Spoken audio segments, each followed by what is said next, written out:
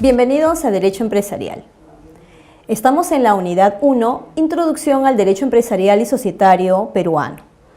En la sesión de hoy abordaremos el tema sobre las personas naturales y en este punto 1, los aspectos generales de las personas naturales. Empecemos. Hay que tener en cuenta que las personas naturales, respecto de lo que ya habíamos venido revisando de las personas jurídicas, encontramos una gran diferencia. Como diría nuestro maestro Carlos Fernández Cesarego, la persona es sin duda el tema central del derecho. Lo dijo también parafraseando a otro gran maestro, José León Barandiarán. En este sentido tenemos que también nosotros incidir el por qué estudiar a las personas naturales. Es porque hay una problemática en cuanto a las personas naturales. Pues efectivamente, tanto los juristas como los jusfilósofos han visto que la noción de personas naturales es una noción a estudiar. Justamente por ello es que necesita de alguien que lo piense y justamente de alguien, ¿no?, que lo analice. Partiendo entonces de que en el Código Civil peruano del año 1984, aún vigente, tenemos el libro de las personas y dentro de ellos, el libro de las personas naturales, ¿no?, el capítulo de las personas naturales, es que tenemos que entender quién es una persona natural. Efectivamente, una persona natural, dentro del concepto general, es un sujeto de derechos, es un ser humano con capacidad de goce y capacidad de ejercicio. Hay que analizar un poco este esquema.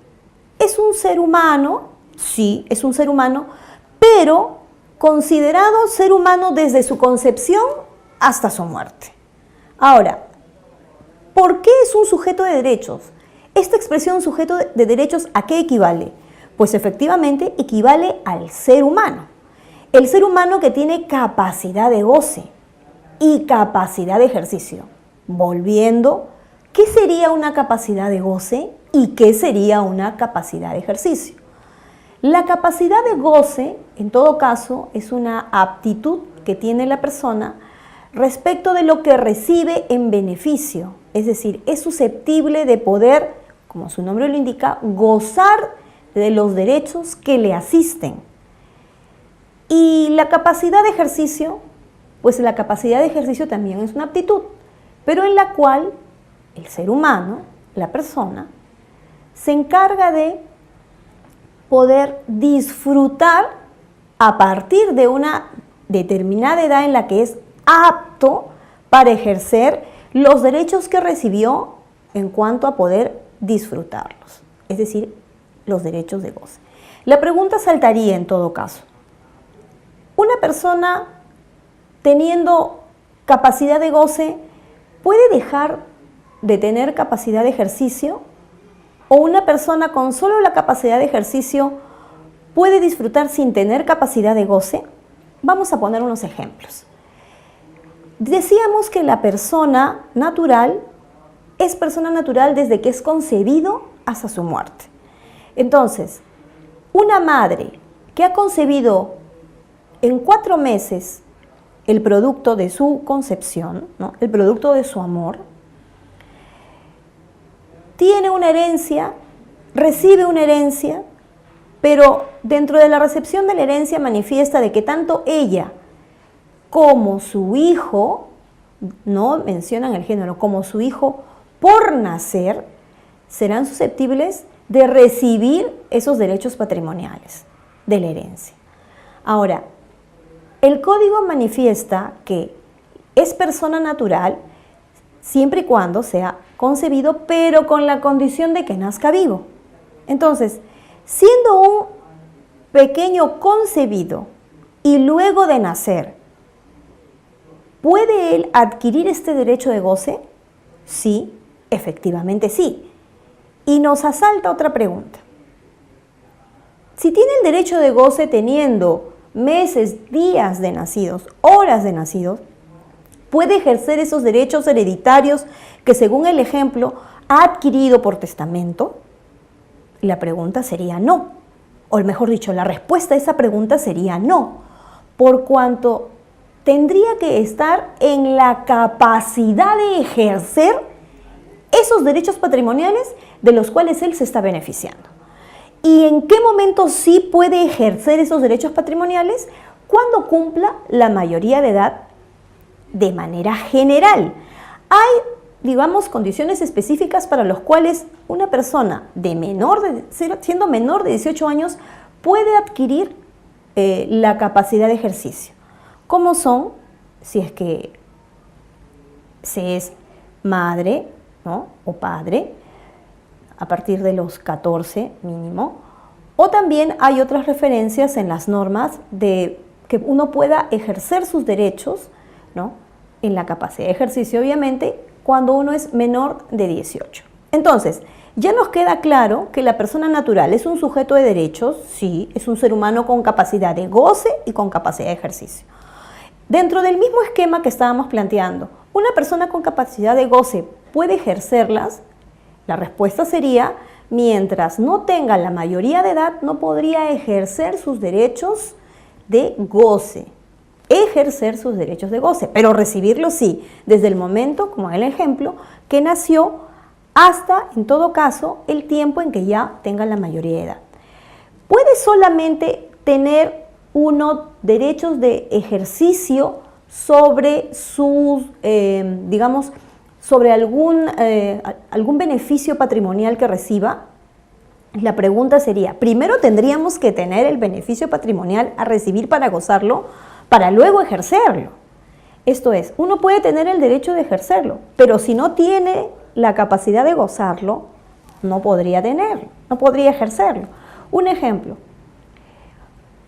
uno tiene, digamos, nos dan un poder, pero al darnos el poder, ¿no?, nos dan un poder limitado, especial, para una determinada actividad. Por ejemplo, el vender. Y el vender bienes muebles, no inmuebles. El vender bienes, es un poder especial para vender bienes muebles. Pero si uno quisiera ejercer ese poder, pero mediante la transferencia, la compraventa de un bien inmueble, ¿podría hacerse acaso? No, porque uno no tiene ese beneficio a gozar dentro del poder que se le ha dado respecto de la persona que nos lo otorgó. Entonces, queda claro que uno es susceptible de la capacidad de goce y es susceptible de la capacidad de ejercicio. También nos queda claro que es susceptible de gozar de sus derechos patrimoniales, pero si uno no los tiene, no podría ejercerlo. Ahora, esto en diferencia con la persona jurídica, sí, efectivamente, porque la persona jurídica no tiene, digamos, voluntad. Se hace de una voluntad por intermedio de su representante, ¿no? Pero ¿acaso la persona jurídica que también no es sujeto de derecho? Sí, la diferencia es que la persona jurídica es un ente ficticio creado en beneficio más bien de las personas naturales, ¿no? Es una creación de la norma, del derecho positivo.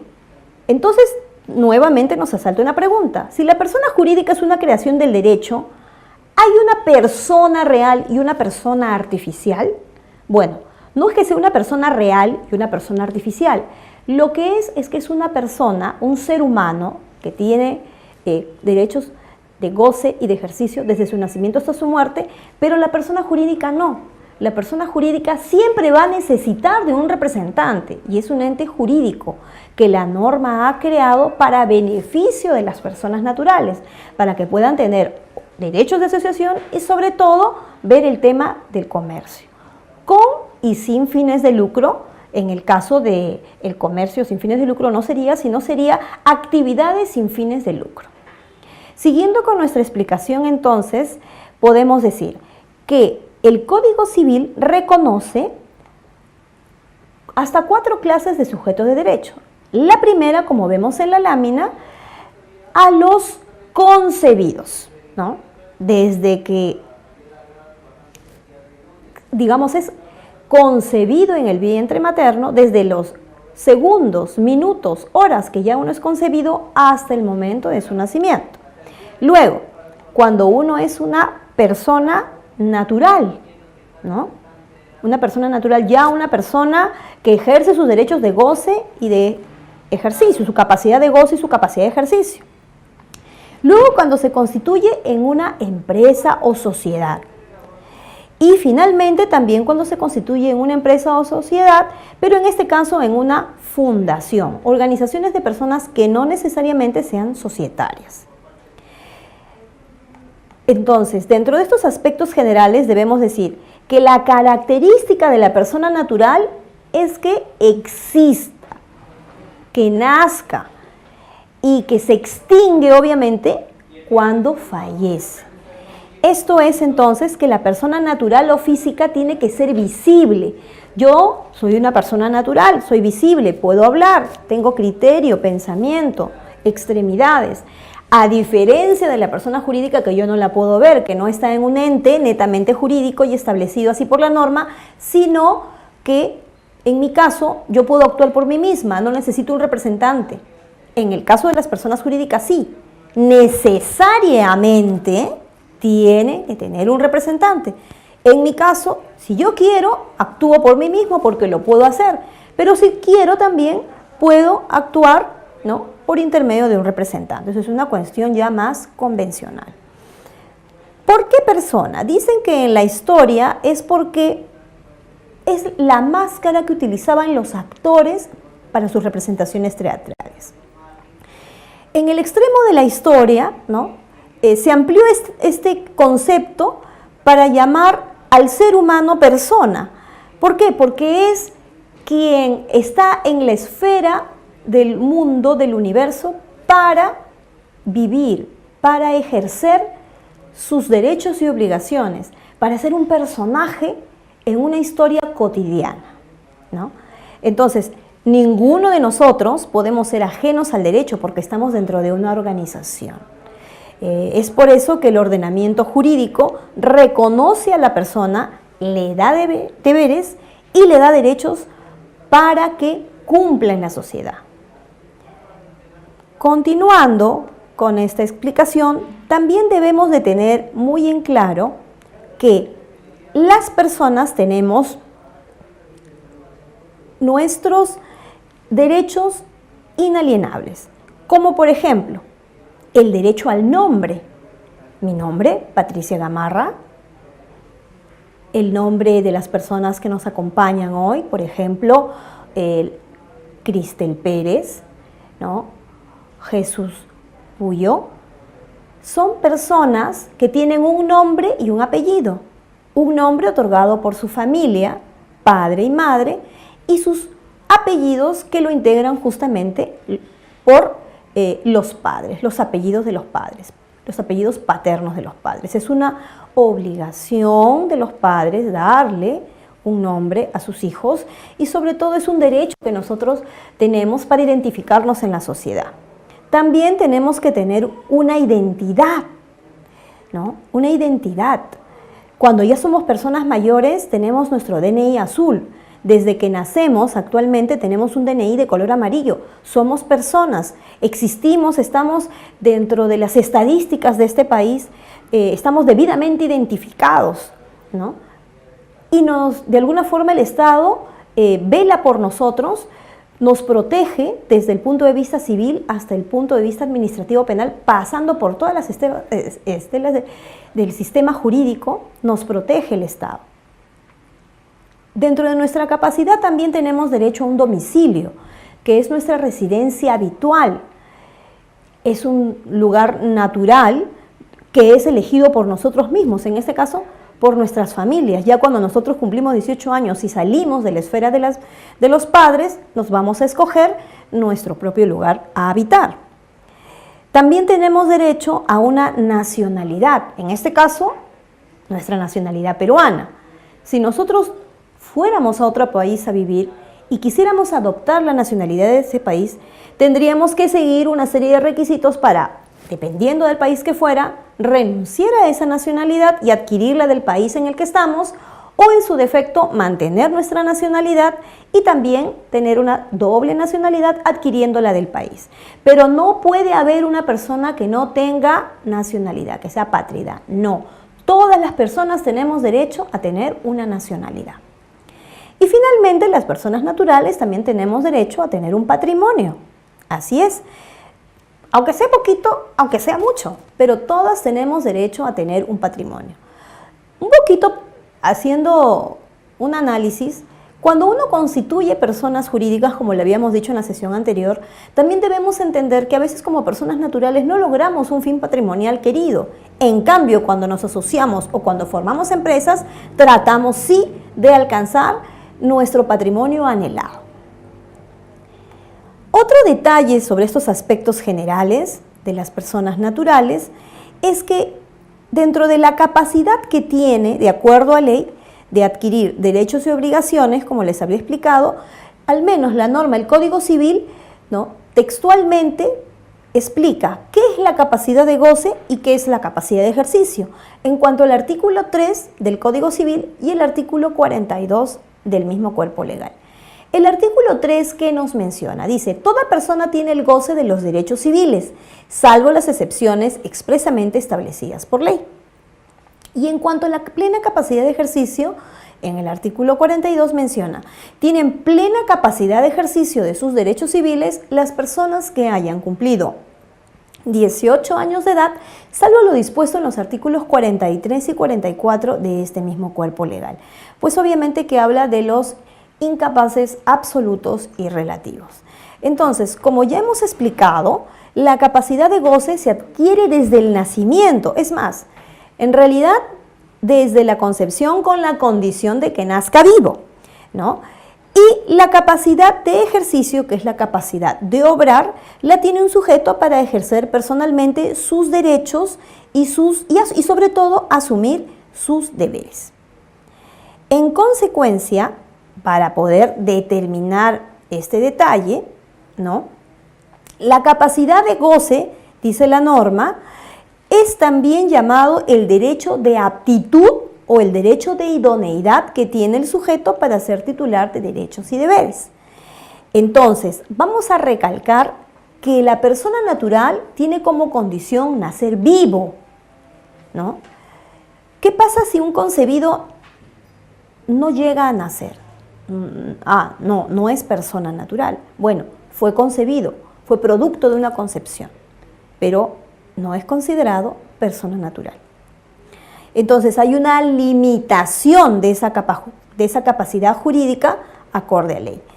Y la capacidad de ejercicio o de obrar, ¿qué dice la ley al respecto?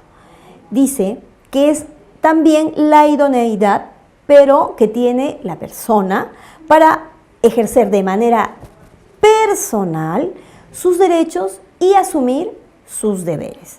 Entonces, toda persona, por el simple hecho de ser persona, tiene la capacidad jurídica, sea un niño de corta edad o sea un demente. Para este caso quisiera también plantear un ejemplo. Un niño de 5 años puede adquirir algo, puede comprar algo. Sí, un niño de 5 años puede ir a la tienda, comprar un dulce, puede inclusive comprar un periódico, pero un niño de 5 años podría comprar un inmueble, un yate, quizás un bien mueble.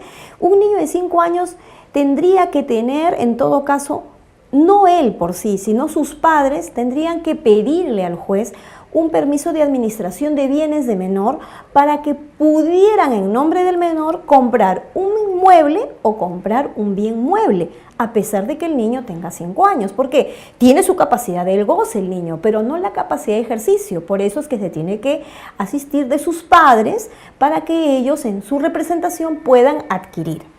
Respecto también de la persona demente, una persona demente, entonces no es una persona, no, una persona demente sí es una persona. Ocurre que esta persona tendría que tener un curador para que de su patrimonio pudiera ese curador administrarlo y obviamente saber llevarle y darle una mejor calidad de vida a esta persona. Concluimos nuestra sesión dando en esta diapositiva que estamos mirando todo el esquema que hemos hablado. ¿La persona es sujeto de derechos? Efectivamente. Tenemos entonces una persona natural y una persona jurídica. La persona natural es todo individuo de la especie humana y la persona jurídica es una agrupación de personas, o puede también ser una, con el fin de lograr un objetivo, pero tiene que ver en todo caso si su actividad va a ser comercial o su actividad no va a ser comercial, es decir, sin fines de lucro. Ahí también estamos mencionando sus atributos, su capacidad, tener un nombre, estado civil, nacionalidad, domicilio respecto de la persona natural y respecto de la persona jurídica, como ya me lo hemos mencionado, ver si es netamente comercial con fines de lucro o no comercial, ¿no? Sin fines de lucro. Con esto estamos cerrando este micro espacio de la sesión número 1 sobre la persona natural. Esperemos la siguiente. Muchas gracias.